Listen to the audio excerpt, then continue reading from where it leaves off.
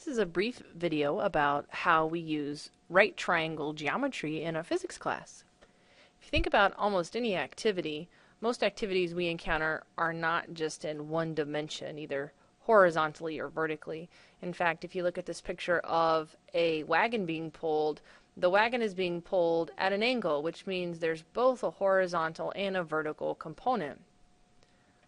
Or if you think about any sport you may be involved in, or video games, most motion is also in both a horizontal and a vertical direction, as you can see here with the projectile motion being shown. So what that means is we need to think about motion and forces in two dimensions, and the easiest way that we approach this at this level is by looking at right triangles. Keep in mind that the Pythagorean theorem tells us that if A and B are the legs of a triangle, then we can figure out the measurement of C, or the hypotenuse, by using the Pythagorean theorem. The easiest way to rearrange that equation is by looking at C is the square root of A squared plus B squared, and you can solve for the length of the hypotenuse. Let's do a quick example with the Pythagorean theorem. Here's a right triangle with legs equaling 8 kilometers and 11 kilometers. If I ask you to solve for the hypotenuse of this triangle, or what we're going to end up calling the vector resolution of this triangle, we would do the following: that the hypotenuse is going to be equal to the sum of the square of the two sides, so 11 squared plus 8 squared.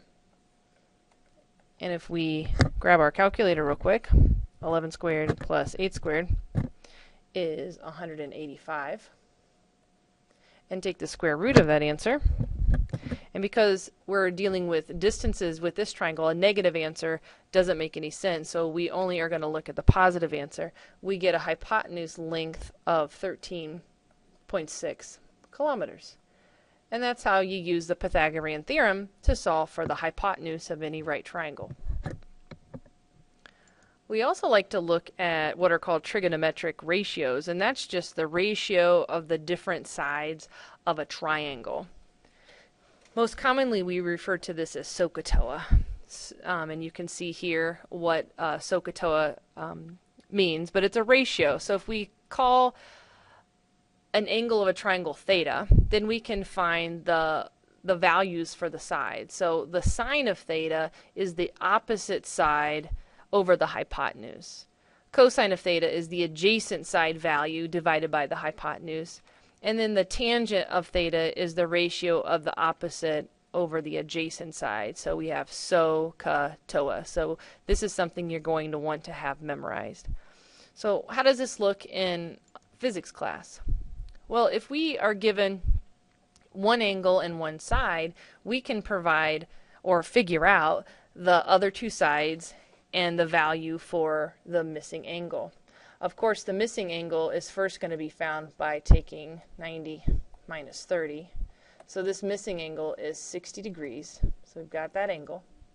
And now it comes down to finding the missing two side measurements. And there's different ways you can approach this. So I'm going to go with the easiest way of, if I want to find, let's say, side C first.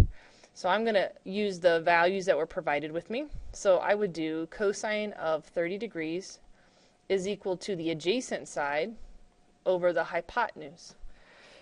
And if I grab my calculator and rearrange this, this is actually going to be C is equal to 13 divided by cosine of 30 degrees. So I grab my calculator and type in 13 divided by cosine of 30 degrees, and I get a side value of 15 centimeters. So this missing side is 15 centimeters. And then I'm left with finding B. Now you could go back and use the Pythagorean theorem, and there's nothing wrong with that. I'm going to go ahead and just use the angle and the side that I was given, just in case I were to have calculated this hypotenuse wrong. So the way that I would find the missing side is by looking at the tangent of 30 degrees is equal to the opposite over the adjacent. Grab my calculator, find the tangent of 30, and then multiply it by 13. And I get a missing side. Side B would have a value of 7.5 centimeters. So I'm using the SOHCAHTOA, I'm using the ratios of the sides of a right triangle to find missing information. Let's do another one. What if I were given the hypotenuse and a missing side? Notice I don't have any angle information. So you have to think, what's the ratio of these two sides and how can that help me find the missing angle? So what I would do is call one of the missing angles theta, so I can enter that into my equation. Now I can use the Pythagorean theorem first because I know that the hypotenuse squared is equal to the sum of the squares of the other sides. Okay, and I can rearrange this and I end up with A equals 125 squared minus 80 squared. And if I plug that into my calculator, I find that the missing side has a value of 96 meters. So there's my missing side. So I know all three sides. I don't know what the angles are. I do know that the sum of the missing angles has to be 90. So what I would do is I would say, all right, well, let's find cosine of theta, because cosine of theta is the opposite over the hypotenuse. So if I reduce this down a little bit, cosine of theta is going to be, oh, let me not reduce it. Let's keep it as a fraction. The way that I solve for theta, if I don't have an angle, is I need to do the opposite. So the theta value is going to be the inverse cosine of this ratio, 80 over 125. So if you type that into your calculator, in parentheses, 80 divided by 125, and find the inverse cosine of that, you find that theta, one of the missing angles, has a value of 50.2 degrees. So this angle over here, let's not call it theta anymore. Let's go ahead and give it a value of 50.2 degrees. And then I can easily find the missing angle because that is 90 minus 50.2. And so the missing angle here is 39.8 degrees. This is just a really brief introduction of SOHCAHTOA, so the ratio of the sides of a right triangle and the Pythagorean theorem.